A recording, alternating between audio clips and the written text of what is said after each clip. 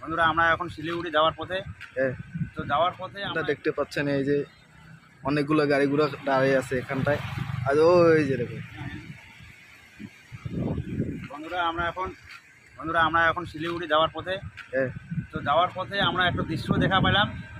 হাতি মোটামুটি এক দল রয়েছে। হাতি এখানে অনুমানিক এখানে দূর থেকে বোঝা যাচ্ছে না কতটা হবে, কিন্তু তাও মোটামুটি 40 থেকে 45টা হাতি রয়েছে এখানে। এটা অ্যাড্রেস হলো ডায়না নদী। ডায়না নদীর মেন মাঝখানে যে হাতি রয়েছে, অনেক হাতি, অনেকগুলো আমি দেখার জন্য দৃশ্য দাঁড়াইছি। অনেক গাড়ি রয়েছে এখানে, সব হাতি দেখার জন্য প্রস্তুত।